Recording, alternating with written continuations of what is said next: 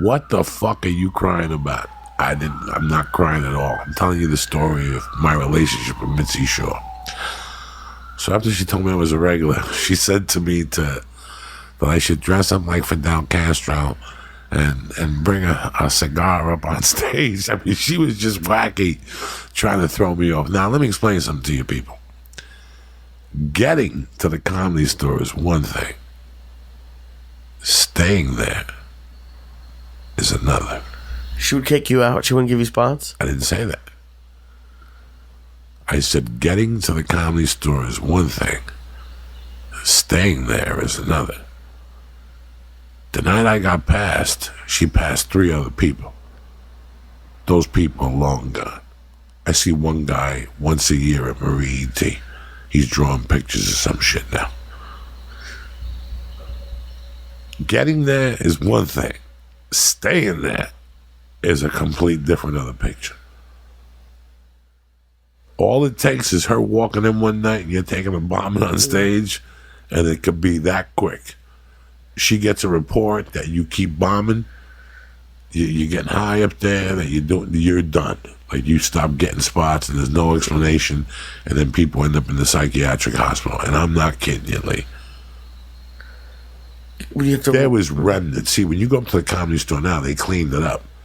But for years, there was remnants of comics that were still left over from the Kennison days, that was still like fucked up on blows, still waiting for the party. I mean, it was fucking sad. It was sad.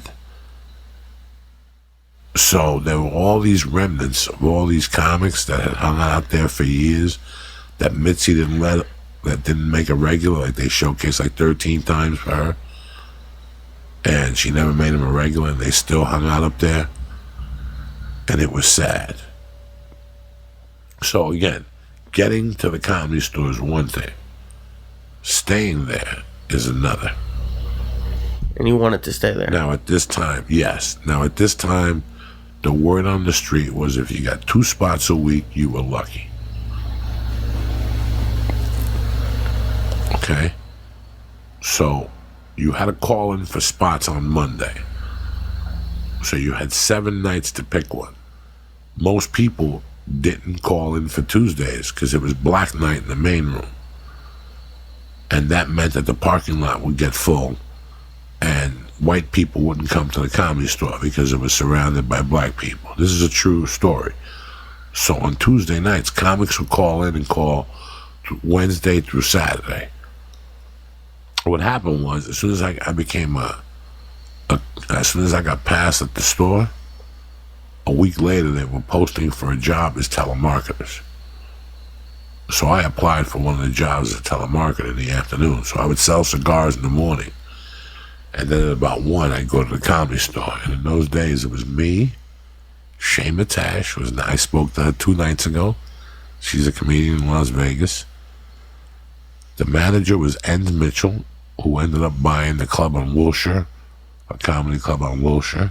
He was the telemarketing manager. And the other guy that worked in the room was the guy I told you from Marie E.T. that I see once a year. And in those days, our job was to call businesses and give them free tickets. That's it? I would call like Larry's Body Shop. How you doing? This is Joey Diaz. I'm calling you from the Comedy Store. I wanted you to come out. When was the last time you went out and see great entertainment? And it's been 3 years. Come to the Comedy Store. Let me give you 20 tickets. They were giving away tickets then. Wow. So I would get a commission, and I would get like $1 if they showed up. The other scam was there was these getting free at the Comedy Store cards. That was the other scam at the Comedy Store. So if somebody came to the door and gave you that card with your name on it, you got $1 on Friday. So you were supposed to give those cards out? So, no, you didn't supposed to. Who the fuck do you think you're dealing with? Some asshole? I would take those fucking cars and take the bus to Universal City. And I would stand in the middle and give them to tourists. And I would get 60 fucking people a night, my friend. Shit. And then on Friday and Saturday, you know what I would do? There was a line. And without the doorman seeing me, I would go to the back of the line and give away like 50 tickets. Bro, they never figured out. They couldn't figure out how I was getting $300 a week from them.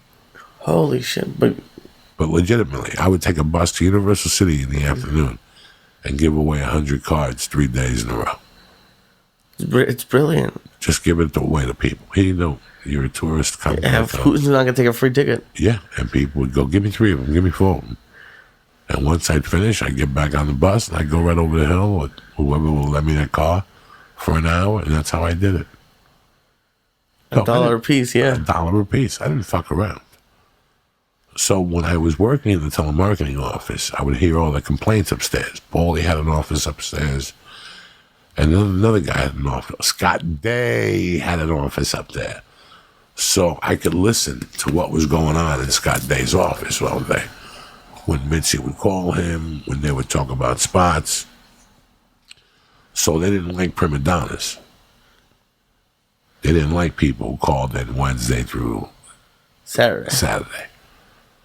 So she wouldn't give them spots right off the bat. I figured that out right off the bat.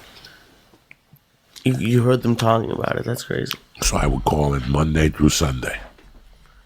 And the most prestigious spot at the store in those days was Sunday night. The early MC and the late MC. The early MC was 7 to 10, and the late MC was 10 to close. The guys who ran that MC room for years were like, David Letterman was a host for her. What's the guy from Full House? Oh, Saget? Bob Saget was a host there. Freddie Soto was a host for her. That was a prestigious position. And I wanted that fucking job. So the early host would be Bob Oshak. He's not around, but he's a dear friend. I thought I would see him this week because he's a Comedy Store. And the late host would be Freddie Soto. So I would always show up on Sundays when she was there and try to get on stage in front of her so she would see a development, and I always was honest with her. So like she would put me in the main room and I'd bomb and I'd see her during the week, and one time I told her, don't put me in the main room no more because I'm just bombing in there. And that was it. She made me go up every fucking time at the same spot to make me bomb. You know, like she knew, you know, what Greg Jackson is to MMA, how to take a fighter and sculpt them. That's what she was to comedians. You know, the next couple of weeks or what you guys saw on Twitter, there was a lot of accolades about her and stuff like that. And trust me, these are the same people that talked shit about her 10 years ago. I was there with her for 10 fucking years straight. I dealt with her on a weekly fucking basis. She called me Fat Baby. She put my name, Fat Baby, on the roster. You know, I never got banned from there. I did a lot of crazy shit, even though she figured out, you know, I remember I took my dick out behind Judy Kinciali one time on stage. And then I took my dick out on a Friday night with some chick. I took my dick out like 3 times, like in 4 weeks. And finally I bumped into her and she's like, don't take your dick out no more, okay? It's quite a workplace. Oh my God. It was fucking crazy. Remember, from 97 to about 2006, the Asylum was run by the Invicts. We're going in like fucking Marines, you understand me? Welcome to church, motherfucker.